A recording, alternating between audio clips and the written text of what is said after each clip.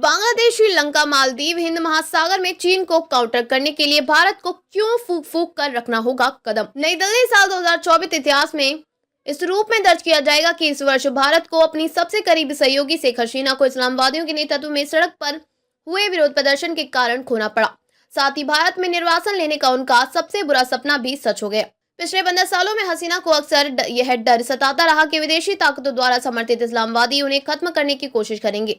इस वजह से उन्हें एक बार फिर भारत में निर्वासन की तलाश करनी पड़ी। हालांकि हसीना के शासन के खिलाफ कुछ शिकायतें वास्तविक थी, लेकिन जिस तरह से उन्हें हटाया गया वह तख्ता पलट से कम नहीं था।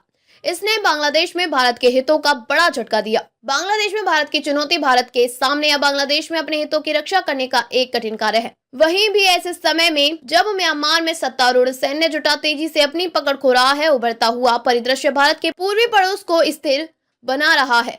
इससे क्षेत्र से बाहर की शक्तियों के लिए पैठ बनाना का रास्ता खुल रहा है। इसे लगातार भारतीय सरकारों ने भारत के प्रभाव क्षेत्र में अतिक्रमण के रूप में महसूस किया, जबकि भारत ने हिंद महासागर क्षेत्र में चीन की दीर्घकालिक योजनाओं का काउंटर बैलेंस करने के लिए समान विचारधारा वाले देश के साथ साझेदारी बनाई है।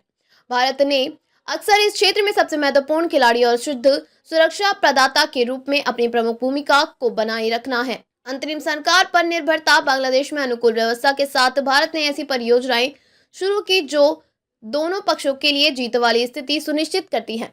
इसमें सीमा पार ऊर्जा और कनेक्टिविटी पहली शामिल है। हसीना के अचानक चले जाने से इनमें कुछ परियोजनाओं का भाग्य अधर में लटक गया, जबकि अंतरिम सरकार ने अभी तक सीमा पार पहलों का निर्णय नहीं लिया है। अंतरिम प्रशासन में भारत विरोधी और कट्टरपंथी तत्वों की मौजूदगी न केवल बांग्लादेश की सीमा से लगे राज्यों की सुरक्षा के लिए सिरदर्द है, बल्कि पिछले 15 वर्षों की उपलब्धियों के लिए जो भी जोखिम है। बांग्लादेश में समय से पहले चुनाव होना है, जिससे निर्वाचित प्रतिनिधि सत्ता में आएंगे। क्षेत्रीय सुरक्षा और बंगाल की खाड़ी में स्थिरता के लिए जरूरी है। भारत और चीन के बीच किसी समझौते पर पहुंचने के लिए बहुत प्रयास और बैठकों के दौरे की जरूरत है, जबकि नई दिल्ली अपने रणनीति स्वायत्तता के सिद्धांत पर कायम रहने के लिए प्रयास कर रहा है। चीन अपने वित्तीय संसाधनों को बढ़ाने के लिए मजबूत आर्थिक संबंध बनाने की कोशिश कर रहा है। फिर भी हलवे का स्वाद उसे खाने में ही आता है। संबंधों को सामान्य बनाने के लिए एक संतुलित दृष्टिकोण की जरूरत है। साथ ही महत्वाकांक्षी योजनाओं पर काम शुरू करने से पहले विश्वास बनाने पर ध्यान केंद्रित किया जाना चाहिए।